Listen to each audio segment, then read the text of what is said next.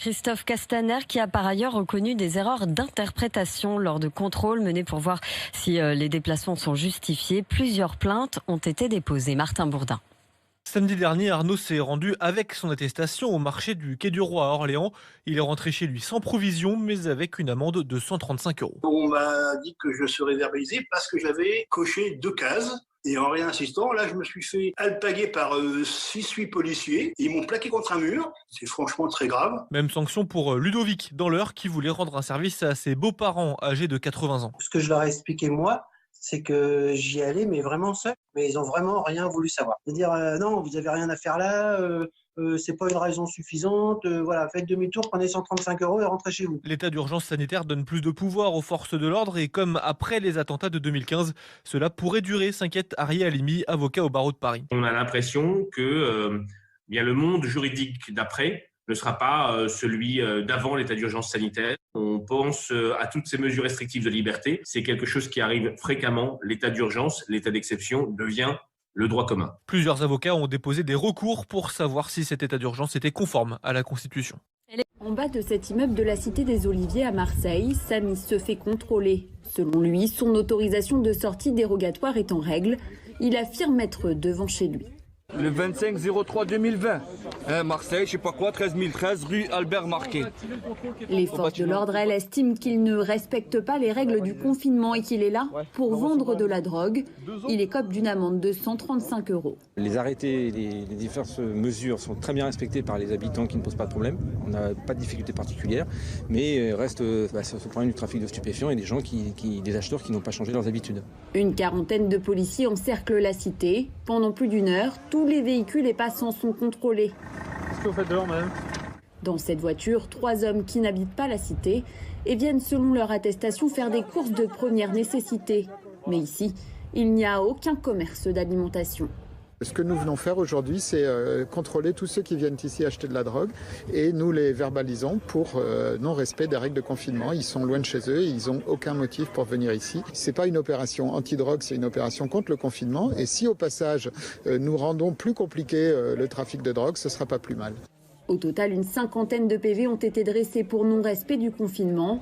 En temps normal, dans cette cité, le trafic de drogue représente un chiffre d'affaires pouvant aller jusqu'à 70 000 € par jour, selon la police.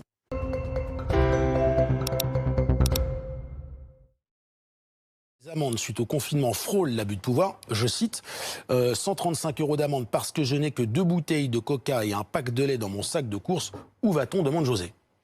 Je ne sais pas si vous avez le même sentiment que moi, mais on a plein de Français qui trouvent qu'on en fait trop, plein de Français qui trouvent qu'on n'en fait pas assez, et c'est pour ça qu'il y a ces règles qui sont établies. On est là un petit peu dans le sentiment souvent de nos Français qui ont, par rapport à la règle, un sentiment assez ambigu.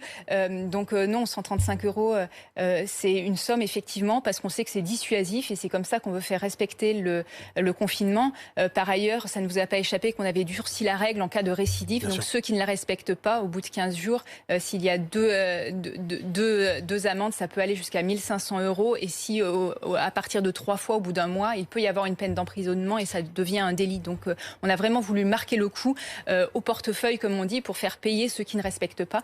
Non, 135 €, c'est une somme qui est importante effectivement, mais ce n'est pas du vol, c'est vraiment pour faire respecter ce confinement. Et pour ceux qui seraient tentés, 4 mois de prison ont été prononcés contre quelqu'un qui n'avait pas respecté 7 fois les règles pour sortir. Donc, voilà, si vous êtes tenté, sachez que vous pourriez passer quelques mois en prison, pas encore 10. Non, mais absolument. Mais après, il y a, on en vient au pouvoir discrétionnaire, un pouvoir de discernement. Je crois que c'est vraiment ça le terme des policiers. Est-ce qu'ils ont le droit d'aller regarder dans votre caddie ce que vous avez acheté, de juger si vous êtes sorti pour faire trop peu de courses, pas assez essentielles?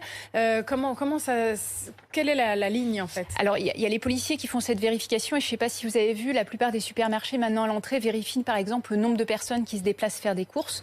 Donc les policiers vont regarder ceux qui relèvent de la première nécessité, effectivement. Après, vous avez toujours la possibilité de vous faire livrer à la maison ce dont vous avez besoin. Les achats en ligne ont fortement augmenté, et si vous voulez acheter des biens qui ne sont pas de première nécessité, vous pouvez aussi avoir recours de manière très facilitée aux achats en ligne. Et on en est à combien de contrôles là, vous savez Le ministère ne communique plus depuis plusieurs jours. Alors, on communique de manière régulière, mais pas tous les jours effectivement. On est environ à 3 millions de contrôles réalisés et 200 000 amendes.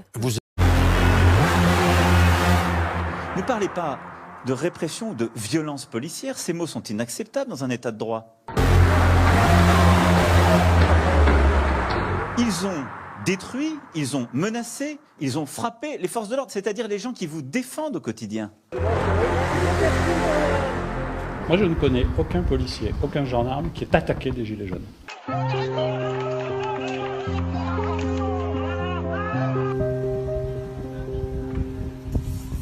Oh, monsieur, oh!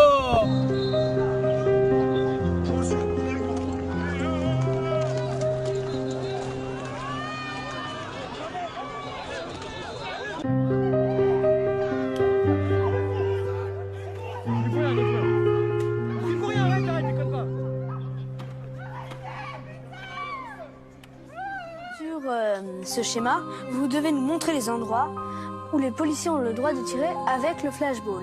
Ils peuvent tirer, je crois, sur les bras. Je crois qu'ils peuvent tirer, je suis pas tout à fait sûr, sur cette partie-là et sur les membres inférieurs. C'est une arme qui est faite pour empêcher quelqu'un d'être violent avec les policiers.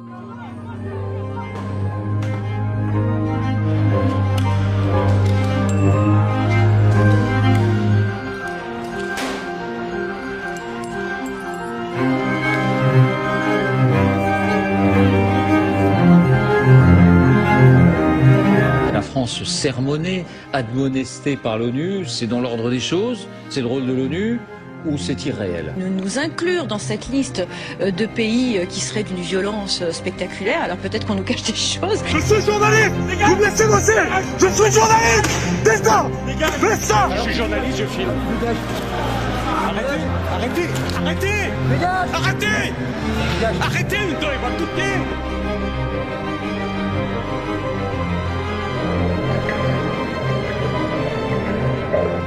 Blessé à l'œil, il va être emmené par les pompiers. Il étreint un de ses proches avant de s'allonger sur la civière. Geoffroy Jacques. Visage.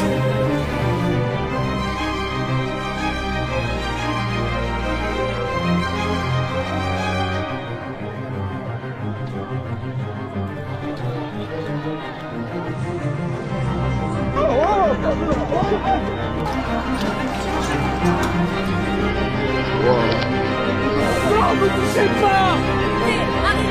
Arrêtez! Toutes ces images, si vous voulez, je les prends en pleine figure, et puis là, tout d'un coup, elles me reviennent. Je vais reprendre mes esprits. C'est la première fois, David, que ces images vous provoquent cette réaction-là, ou pendant que vous les généralement, c'est pendant que vous les collectiez, quand je suis tout seul.